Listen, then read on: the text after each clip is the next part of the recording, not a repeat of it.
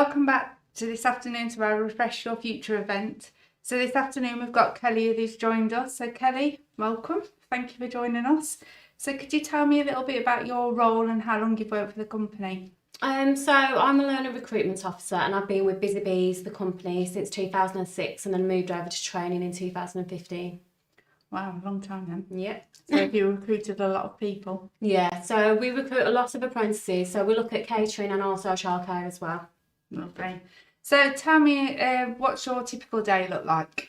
So usually when we start work, it's a case of looking at people who have applied for the childcare apprentices and we try and match them to vacancies. So then they'll get a series of questions to go to the next stage. And then it's a case of doing telephone screens, arranging interviews, getting interview feedback, and then giving that support and advice to any participants that want to apply as well. Lovely. So there are lots of emails that come in. Yeah. So what do you look for an apprentice? So what would stand out if you were looking through those emails? What would catch your eye? So because part of the processes, they need to complete a CV or supply CV, we look at what kind of experience you've had, not necessarily paid experience. It's if they've done any volunteering or if they've done any babysitting or childminding within the family as well. And also from their telephone screen, we go from what kind of feedback they give us as well with regards to their career progression and where they see themselves in the next few years and why they want to go into childcare. What are the typical questions the apprentices ask you when you're having those general chit chats before you start to obviously make people feel comfortable? Yeah. What kind of things do they ask you before they start the interview about childcare? So they usually ask what kind of role it involves, so what kind of their duties will be, how long they'll be on programme, what career opportunities there are available, not only within Busy Bees but within the wider childcare sector as well, and how a childcare apprenticeship can support that. Lovely. So again, if I was going to be the perfect candidate, what would you expect me to have done before I'd applied? So a good CV, detailing any experience, any functional skills or GCSEs that you've got. Also, it would be a case of you researching into childcare as well, because some people apply for childcare but they don't fully realise what a childcare practitioner role involves. So going into that as well and researching the role of a childcare practitioner. What's the most craziest question you've ever been asked? Put you on the spot, sorry Kelly. Craziest question. Can't think of a crazy question really that I've been asked. Normally it's all relative to the role. Lovely.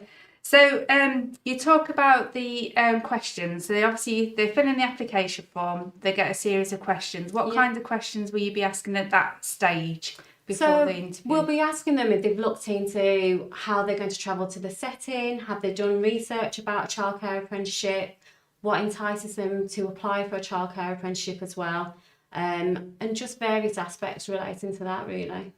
And then they move on to their telephone interview. Yeah. So is that with yourself or could that be with anybody else? So usually within our team there's 3 of us. So we have a separate patch which we cover. So then we can follow that progress from the candidate application all the way through to interview stage and either rejection or whether they're successful. So then that means that we have that one person processing them. So from that point then, it would be a case of we'd do the telephone screen, we'd arrange a suitable time because obviously some people are still in school or they may have part-time jobs, so we're quite flexible and work around their previous commitments as well. And then if we feel they're suitable from that telephone interview, we'd then arrange with the nursery manager a suitable time for them to have an interview, whether that's face-to-face or over Microsoft Teams. So if it's a Microsoft Team interview, what do they need to make sure they get themselves prepared for? Because obviously it's a new way of being interviewed at the moment, isn't it? So what we tend to do is to, first of all, check that they've got access to a computer or whether they can access Zoom or Microsoft Teams via their mobile phone. If they can't, we'd look at other possibilities to do an interview, whether that be a telephone interview as well. And then we'd work around the individual person's needs as well. So if I was there sitting there ready, what do they need to be mindful? Because I know we had some videos that went out, didn't we, last year to help support people on those Zoom interviews. What kind of things should they be mindful of? So they need to be mindful of what's in the background. We need to be mindful as well of any background noise as well to make sure that they can hear the questions. They're not going to have I know it's hard if you're at home, but if you've got siblings in the home, if they're going to come barging through, and just to make sure that you've got your sole concentration as well, and you're in a nice quiet area so you can focus on that interview and not have to worry about any disturbances. Lovely. And then obviously, as we're coming out of lockdown, which is brilliant, and COVID and stuff, what happens on a normal interview? So you say they have an interview with a nursery manager. Is that by Zoom? What if they're going into the centre? So if they're going into the centre, what we tend to do, we'll send them an email as well as have a phone call with them just to confirm that they've got an interview at the setting. But we'll send them hints and tips with regards to the actual interview as well, such as what to wear, what things to research, whether it's the EYFS, safeguarding, childcare practitioner role, and also about the nursery itself. So some nurseries like to ask where the nursery was first opened, what year that was, how many nurseries we actually own, and as well, going along that, we go down the COVID route as well. So give them advice and guidance. So if they're showing any signs or symptoms, make sure they do a lateral flow test before the interview. If, for example, they are showing any symptoms, let us know beforehand so then we can cancel that interview and can rearrange for a suitable date and time. And within that part, do they get a chance to meet the children? So usually at that point, we don't tend to get them to meet the children. If we feel they are going to be a successful candidate and we want them to go forward, we'd invite them back in to do a trial. Right, okay. The only reason we're doing it that way as well is so we're not having too many people coming into contact with the children, especially during these uncertain times, to make sure that we're safeguarding the candidates, the staff, and also the children within the setting. Lovely. And say I am successful. Yeah. I've got that position, which is brilliant. What happens next? So you'd have a phone call off one of the learner recruitment officers and we'd give you that news over the telephone.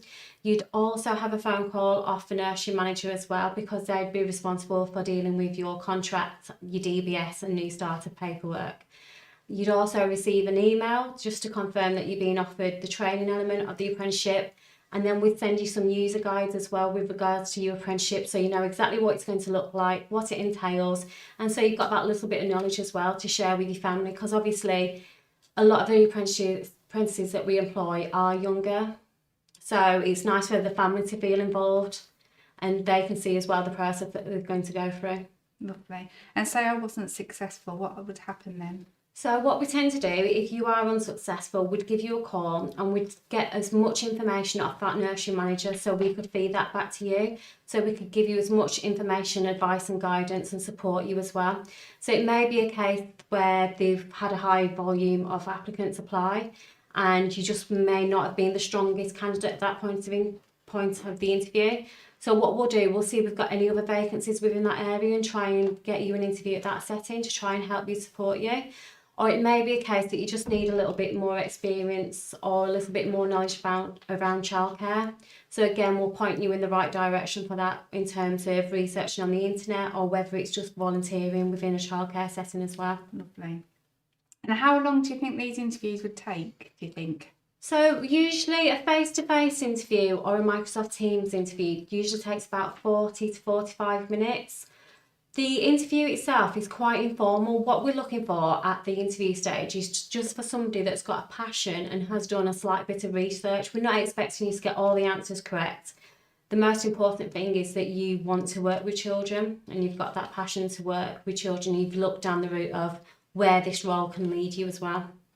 And say I've got some special educational needs. Is there support there through the interview process and with the apprenticeships as well? Yeah, so we do have people that apply with special educational needs and they usually inform us prior to that as well. So usually our first port of call is to do a telephone interview.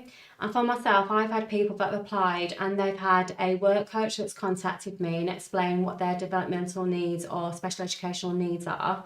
And they've asked for a Microsoft Teams interview so they can do the interview face-to-face because we respond better face-to-face. So we make allowances and we change the way that we do our process as well. And obviously, if they have got additional needs or special educational needs, that's something that we can support with as well. So we'd always revert back to our development coaches and look at the best measures that we can put in place to support that individual. Lovely. So how many vacancies are you looking at the moment? So At the beginning of the year, I had 80 nursery vacancies, but that's fluctuating and going up and down. As we fill vacancies, we're having more nurseries now because the growth in the nurseries increasing, that they're looking for more apprentices as well. But as a team, we're looking at over 200 vacancies. That's really And then good. we've also got the catering vacancies as well. So tell me a little bit about the catering apprenticeship vacancies then.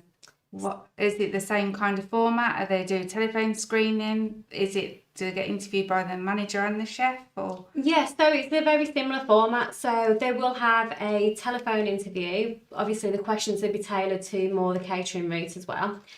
We'd look at their past experience and then go into detail about the catering role and what it consists of, so they're fully aware of what they're applying for as well. And then when it comes to the interview, it would be a face-to-face or a Microsoft Teams interview. And usually we try and get the chef involved in that as well. Ideal place, isn't it, for Yeah. working in a nursery? Yeah, if it's Monday to Friday and you're not having to work weekends, that's perfect. Especially if it's catering that you want to get into. It gives you that good step into nursery. Lovely. Thank you, Kelly. Have you got any questions out there? Yeah, so we've got some questions from social media. The first one is, if I haven't had any experience with children, would that go against me applying? No, it wouldn't go against you applying as long as you've looked into the childcare practitioner role and you've got some kind of experience and some kind of need and want to work with children.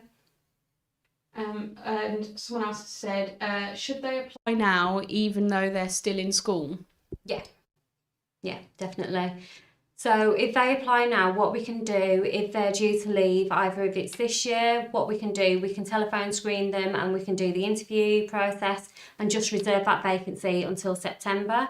Or if it's a case that they're due to leave school next year, they can apply and then we can keep them in a talent pool if they're happy for us to keep their details. And then as soon as the vacancies become live for next year, we can get in contact with people and let them know what vacancies we've got available then. Okay, brilliant. And one of the last ones, if I already have children, can I bring them with me to attend nursery whilst I work? So if you're happy for your child to attend the nursery and become one of the children within the nursery setting, that's absolutely fine. Obviously, what we tend to do, we don't tend to have key workers, which you would be, working with your own individual children. So we just make sure that you'd be based in a different room to your child, and then obviously you'd need to speak to the nursery manager in terms of the financial situation of the nursery placements. Okay, and last one would be, where can I apply for apprenticeship with Busy Bees? So the best place to apply is through the Busy Bees training website. So if you select the vacancies tab at the top of the page, it'll bring all the vacancies that are available. And if you can't see any vacancies listed on there that are close to your address, there's an email address at the bottom of the page as well, which you can apply and send an email to, and then we can direct you. And it may be a case that we've got unqualified vacancies as well, which we can help and support you with. Or you can also go on the National Apprenticeship Service as well, which have got all of our vacancies on there. Okay, fantastic. Well, thank you very much. That's been really insightful, Kelly. No problem. Thank you. Bye.